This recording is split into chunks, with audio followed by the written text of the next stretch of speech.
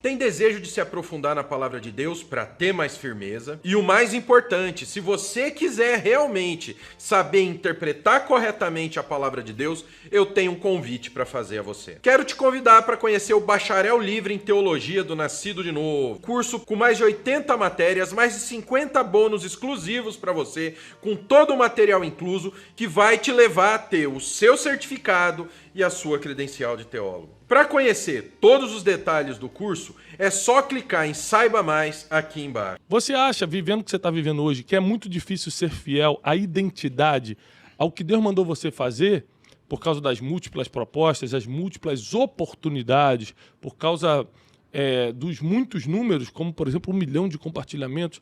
Como é que é lidar com isso? Como você lida com isso? Olha, eu acho, minha opinião, sempre é questão de opinião, né? Quando se fala disso. Mas eu fico pensando o seguinte, que esse mundo de propostas que a gente tem, ele é muito atrelado à nossa ausência de propósito. Eu vou explicar. Quando a gente não sabe o que quer de verdade, qualquer proposta é interessante. Né? Verdade. Acho que é do Alice dos Países das Maravilhas, né? Que o coelho fala para a princesa, olha, se você não sabe para quem não tá sabe para onde quer ir, qualquer caminho serve. Então, eu acredito que no começo da nossa vida, na nossa jornada, até a gente descobrir de maneira efetiva a nossa identidade, por que Jesus nos chamou, para que estamos aqui, isso pode ser muito perigoso, né? Porque as tentativas de, às vezes, de querer dar certo, olhando para o objetivo errado, é o que faz a gente tomar decisões que não são aquelas que combinam com a nossa identidade, com o nosso propósito. Então, eu acho que talvez a primeira fase seja uma das mais complicadas. Agora, quando você chega nesse lugar desejado, onde só o Senhor poderia te colocar, porque, igual você falou, 1 milhão de compartilhamentos, isso é incrível, mas não é nosso mérito, isso é um milagre de Deus, não tem como explicar, não existe um algoritmo que você faça uma pessoa compartilhar. Isso não existe, não é dessa maneira que funciona.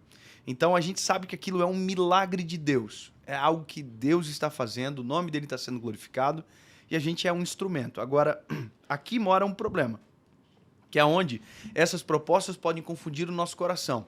Quando a gente pensa que o resultado que a gente tem está atrelado com a gente, exclusivamente, é onde as propostas começam a tocar o nosso coração, porque daí a gente pensa que não precisa de Deus na receita, que não é a graça do Senhor, que é a gente sozinho.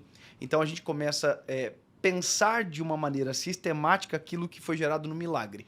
Eu acho que nem precisa pensar que é tipo a gente sozinho, não. Só de pensar, da gente achar que é Deus, metade de Deus, a gente já está errado, já enfraquece tudo, né? Exatamente. Então, nós temos sempre que fazer a nossa parte, mas sabendo que Deus permitiu tudo, Deus colocou a mão em tudo.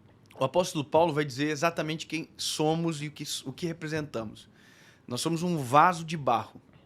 E aí Paulo vai dizer, olha, tendo, porém, tesouro em vasos de barro, para que a glória seja dele.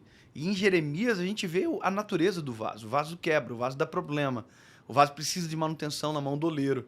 Ou seja, quando nós reconhecemos quem somos e que quem nos usa é o detentor de honra e glória, e que é o que fazemos aqui, é onde o nosso coração é preservado. O risco, muitas das vezes, não é o nosso próprio coração sozinho, por mais que o coração é enganoso. O risco é quem nos cerca. Se nós nos cercarmos de pessoas que nos lembrem quem somos, de onde saímos, quem Deus é na nossa vida, a gente preserva um caminho de longevidade.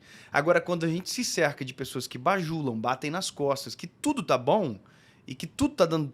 Parece que tudo é certo que você faz, esse é um caminho de queda.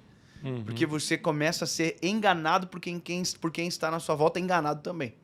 E às vezes as pessoas fazem isso só para manter as coisas como estão, porque para ela estar confortável financeiramente, estar do seu lado, e ela tem alguns benefícios contigo, então o time que está ganhando não se mexe, ela fica te bajulando para continuar aquela mesma situação, apesar dela saber que deveria te repreender naquele caso específico e tal.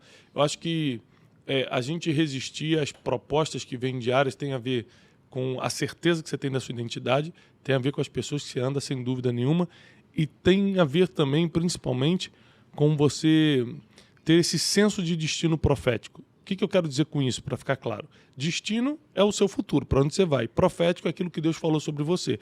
Então, aquilo que Deus falou sobre o seu futuro, eu sei para onde Deus está me apontando. Deus me aponta para um lado sempre da educação, do treinamento.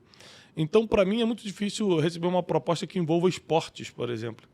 porque não tem nada a ver com o meu perfil. Ah, mas se for financeiramente muito importante e tiver gente muito conhecida no mesmo projeto, muito famosa, vai te dar seguidor, aí você precisa saber, eu quero seguidor, eu estou atrás disso, eu estou atrás do meu destino, eu estou perseguindo o meu destino profético. Isso é uma decisão que, olhando assim, você pode estar aí no seu carro, onde você está escutando agora, falando assim, claro que eu vou preferir meu destino profético, até de verdade chegar à proposta. Porque quando você está só pensando na possibilidade, você sempre escolhe o mais ético, o mais bonito. Mas no dia a dia, na hora da guerra, a decisão é muito difícil. E o apóstolo Paulo diz que vai ganhar quem você alimentar mais. Carne ou espírito? Quem você alimentar mais. A vontade de Deus ou a sua vontade? Quem você alimentar mais. Como vocês lidam com isso? Tanto você quanto o Dave. Porque isso que você falou realmente é bem interessante. De lidar com essas propostas que estão fora do destino profético, do futuro, do propósito. Eu penso o seguinte, Cleiton. Nós, no meu caso, eu vou falar sobre mim, eu acredito que o Thiago é uma história semelhante. Nós somos comissionados, convocados e comissionados. Nós somos chamados, é um chamado de Deus o que a gente faz também. Não é uma escolha onde fui preparado na minha família, por exemplo. Né? Na minha família não tem alguém que reproduza o mesmo cenário que o meu, por exemplo, ministerialmente falando e tal. Mas então, no meu caso, eu tenho um chamado de Deus muito forte, algo que é desde a minha infância. Por mais que eu não tenha sido preparado para isso, eu não tenha sido formatado, mas quando eu me encontrei no Senhor de verdade, fazendo o que eu faço, basicamente, os nossos olhos eles se voltam para um lugar só. Então, todas as vezes que eu recebo uma proposta, eu sempre tento perceber e olhar para o que eu estou fazendo e se aquilo pode manchar a minha caminhada, que eu sei aonde eu quero chegar. Então, por exemplo, eu não sou um homem de negócios, o Brunet já é uma pessoa de negócios, tem a ver com tudo isso, é o cenário dele. Então, eu já tive várias propostas de negócio, de montar empresa, de entrar em sociedade, fazer negócio lá e cá e tal. E eu sempre penso o seguinte, cara, eu sou um evangelista. Combina com evangelista isso? Aí eu olho para as minhas referências. Quem são as minhas referências que fizeram o que eu estou fazendo agora? Aí eu tenho algumas referências. Eu olho para eles e tento imaginar, esses caras fariam isso? Então isso me defende a curto, médio e longo prazo. Eu tô o tempo inteiro olhando para as minhas referências, olhando para o meu propósito e a minha identidade. Isso vai sempre blindar o meu coração de entrar em furada, aceitar proposta que às vezes vai desnortear o nosso propósito, que vai tirar a gente do cerne. Vai distrair. Que vai me tomar tempo. Meu tempo hoje é a coisa mais valiosa que eu tenho. Eu estou aqui gravando um podcast. Isso aqui eu considero extremamente valioso. Por quê? Porque vai ter alguém assistindo, ouvindo, que vai ser abençoado. Essa é a minha vida, esse é o meu propósito. Entendeu? Então, se fosse qualquer outra coisa, não teria sentido. Então, eu preciso otimizar tempo, porque tenho pouco para viver. No sentido de que todos nós somos breves na Terra. Então, otimize o tempo, olhe para o propósito, olhe para as referências e blinde o coração.